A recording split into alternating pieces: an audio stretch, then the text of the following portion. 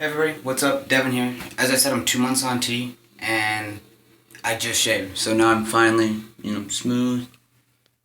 But anyhow, I was talking about the issues with the testosterone mess up with the pharmacy. So basically I was given testosterone Ciponate. Looks like this. Oops.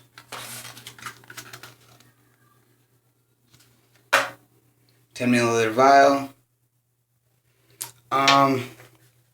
They physically had to change my prescription in the system from the hard copy to say Ciponate. So, I don't know why, and I don't know how, but that's pretty fucked up. What I'm supposed to be on, what I've been on this entire time, is Testosterone Enthate.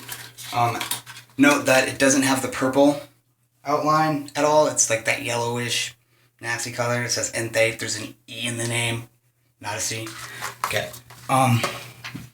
They also gave me the 5 milliliter vial, so I don't know if they look different, but it's like short and fat and stubby.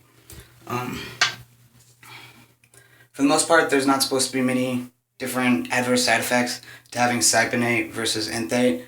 It's just that they have two different salt-base compounds, and so they dissolve in the system a little bit longer. I believe it's the Ciponate stays in your system like a day longer than Enthate, but Enthate has like a 5% increase in actual testosterone versus whatever else they put in, whatever else we put in our body in the actual injection thing. So that's that. But you can be allergic to one compound over the other. I actually did have a breakout of acne where I've been injecting, so my butt has been filled with acne more or less than ever before, and we're pretty sure it's because my body doesn't like Ciponate. So we're hoping that this fixes it and solves it. We'll find out. But today's my first injection with actually being back on Enthate.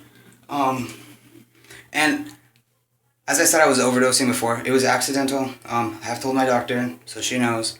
And bonus, at least, thank God, testosterone, if you have too much, converts into estrogen in your body. So my testosterone levels weren't ginormously high, and I wasn't about to die. Now, I don't know if that could happen, but either way, I could have fucked up way worse. So I'm supposed to be on like 0.57. Right now I'm taking 0.8 for the most part because I was taking 1.15. So I've had to wean down so my body's used to it versus just dropping. So this is about how much. Oh, there's a little air bubble you'll see, so I guess it's not going to look totally accurate. We do the airlock method now with my injections to reduce pain, overall healing time, and to make sure that more of the testosterone actually stays in my body and gets absorbed versus oozing out, because every drop's precious, and there's a reason why they prescribe you as much as they do. So I want all of it. We also changed from just using one needle, like I've always done before, to using two. One for drawing and then one for actually administrating. So I use an 18 gauge. That's what they gave me this time. I'd probably actually go up to a 20 in order to draw. It takes time off drawing time, like less than a minute to draw finally instead of a half hour. Saving time.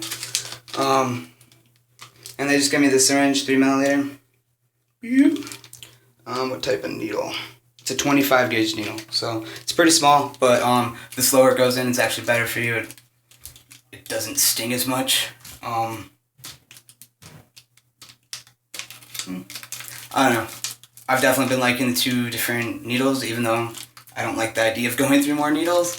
I definitely like the smaller needle being used inside of me, stabbing me. It doesn't hurt as much. The pain, like 3 days later, my legs don't hurt because of the shot. Versus when I was on T before, it would vary every time depending on where I had my shot, depending on which injection shot, on if it was actually going to hurt me later, or if I'm going to be able to walk the next day and do my job. So, where I have to be at a place where I work 48 hours a week, I need to do my job every single day. So, I recommend smaller needle. That's it for today. Have a good one, guys.